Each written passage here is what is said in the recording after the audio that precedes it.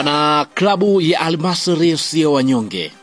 Klabu ya Al Masry hawajaja ndani ya Tanzania kushangaa mataa, bali wamekuja ndani ya Tanzania kutaka matokeo.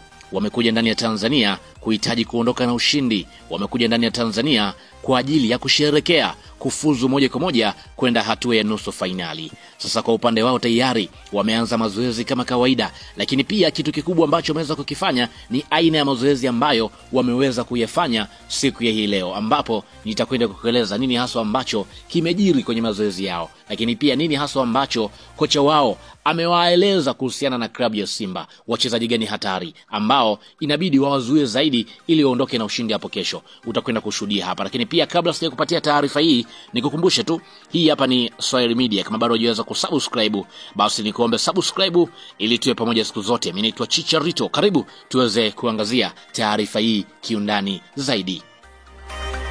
Kwa upande wa kikosi cha Al Masry kutoka pale nchini Misri, kimeendelea na maandalizi yao ya mwisho kuelekea mchezo wao muhimu wa kombe la shirikisho barani Afrika dhidi ya klabu ya Simba, mchezo ambao unatarajiwa kuchezwa hapo kesho majira ya saa 10 kamili za jioni kwenye dimba la Benjamin William Mkapa.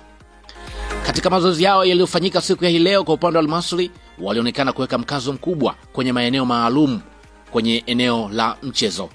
Kitu pekee ambacho wameweza kukifanya kwa upande wao Al Masry, kwanza kwa upande wa kocha wao amekuwa akiwaambia kwamba wapige zaidi mashuti ya mbali, lakini pia hakuishia hapo. Kwa upande wa klabu hiyo ya Al Masry walikuwa wakifanya zaidi wakipiga mipira ya kona, na kama ambavyo tunafahamu mipira ya kona mara nyingi wale ambao wako vizuri kwenye vichwa basi ndio ambao watafunga. Hivyo kwa upande wa Al Masry wameonekana wakifanyia kazi hilo. Hata kwa upande wa klabu ya Simba inabidi wawe makini na mipira ya namna hiyo, haswa mipira ya kona. Lakini pia hakuishia hapo, kwa upande wake aliweza kupiga sana mipira ya penalti, kuwafundisha wachezaji wake kwamba lolote linaweza kutokea, kwa sababu licha ya kuongoza goli mbili, lakini tunafahamu kwenye mpira wa miguu lolote linatokea.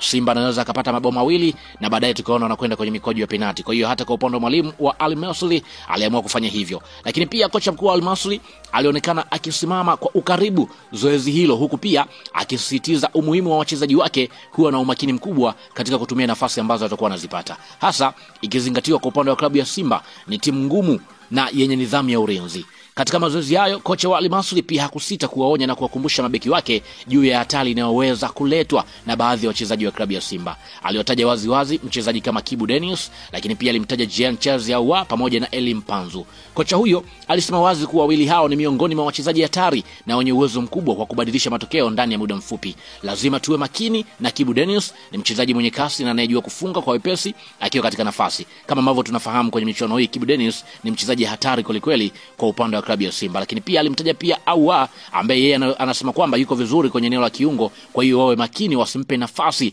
ya kufanya jambo. Kocha huyo pia aliongeza kwamba mchezo huo wa kesho hautakuwa rahisi kwa upande wao licha ya kushinda mchezo uliopita mabao 2-0, kwani anaelewa kwamba Simba watakuja wakiwa na dhamira ya kurudisha heshima na kusaka matokeo mazuri mbele ya mashabiki wao. Kwa upande mwingine kikosi cha Al Masry kinaonekana kuwa na morali kufuatia ushindi wao wa mchezo uliopita, na sasa wapo tayari kupambana kuhakikisha wanaibuka na ushindi na kupata matokeo mazuri kwenye mchezo wa marudiano hapo kesho dhidi ya klabu ya Simba. Mchezo huo unatarajiwa kuwa mkali na kuvutia, huku macho ya mashabiki wa klabu hiyo yakielekea kwa upande wa Kibu Denis, Jean Charles Ahoua pamoja na Elie Mpanzu.